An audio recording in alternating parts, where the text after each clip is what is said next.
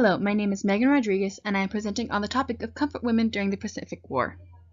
So who were comfort women? They were girls and women who were forced into sexual slavery during the Pacific War, also known as Pacific Theater of the Second World War. From 1932 to 1945, it is estimated that anywhere from 50,000 to 400,000 women were involved, although most estimates place it at around 200,000.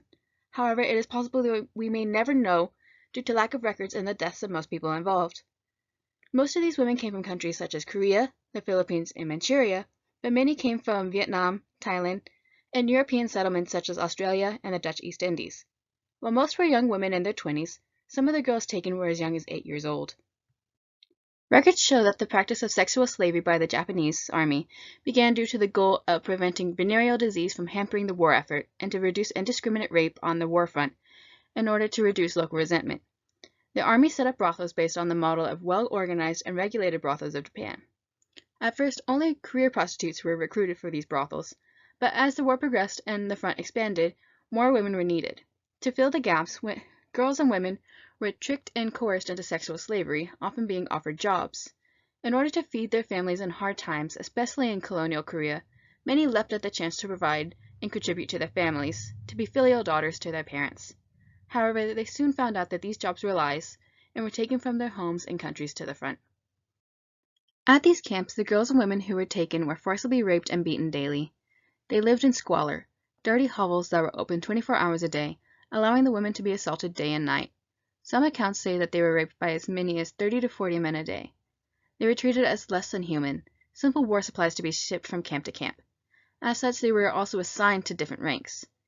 European and Japanese women were assigned to high-ranking officers, while Korean women were assigned to the rank and file.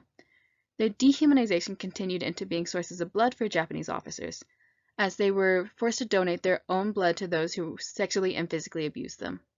Those who refused, fought back, or tried to run away were either brought back and beaten severely, or were simply shot and killed. Due to the daily rape for extended periods of time, comfort women often suffered from serious injury and disease. STDs such as chlamydia, gonorrhea, and syphilis were widespread despite the Imperial Army's original justifications. The victims also often suffered from vaginal fistula and tearing, causing incontinence and major infections. Complications from frequent abortions were also harmful to their long-term health. Beyond the effects of their harsh treatment, comfort women were often ill due to disease running rampant in the Japanese camps and their poor living conditions. Those too sick or injured to carry out their duties were often left to die without treatment, or were taken from the camps and silently killed. When Japan began to lose the war and U.S. forces began to encroach on East Asia, many comfort women were killed, either from suicide or by the Japanese soldiers. There were many victim accounts of soldiers tossing live grenades into the hovels where comfort women lived, or forcing them to swallow cyanide pills. Many committed suicide due to fear of Allied forces, believing death to be preferable to being captured. The rumor that Westerners were cannibals was widespread among survivor testimonies. After being liberated by Allied forces, however, these women were often unable to simply return to their lives and families. Due to Confucian values of virginity for women, the victims were shunned for losing their virginity, no matter that it was lost to rape. During this time, it was expected that a woman who was raped before marriage would kill herself in order to preserve her and her family's honor. Those who chose to live made themselves pariahs. Due to their many health complications, many were infertile and unable to bear children for prospective husbands. Many more were too traumatized by the events to suffer the company of men.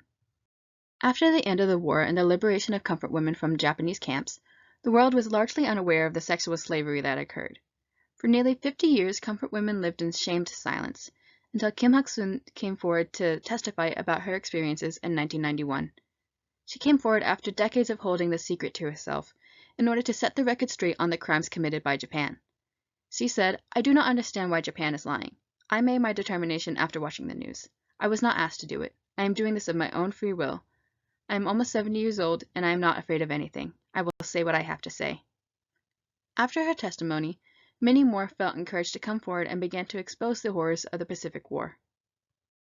To this day, the Japanese people refuse to recognize the war crimes committed during the Pacific War, especially the issue of comfort women.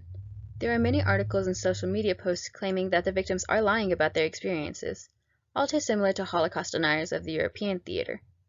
Even Japanese historians and journalists downplay the severity of the crimes, claiming that comfort women were voluntary prostitutes and that none were forced into sexual slavery.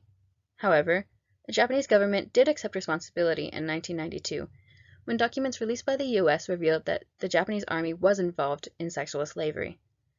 Due to this, Prime Minister Tomichi Murayama set up the Asian Women's Fund, dedicated to providing reparations for the suffering caused by the Japanese army, and delivered an official apology.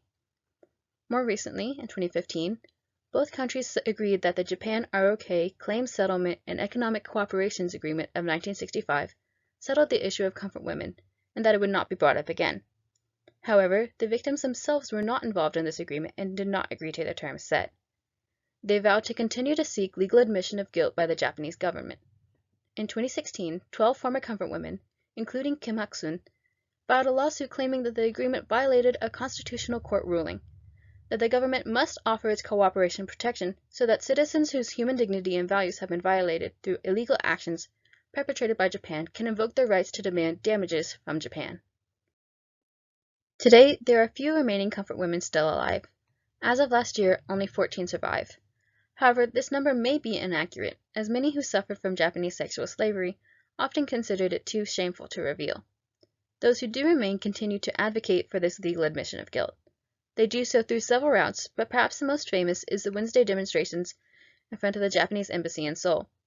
These demonstrations have occurred weekly since 1992 and still continue today. Where they are held is also home to the first Comfort Women Memorial statue, who was erected in 2011.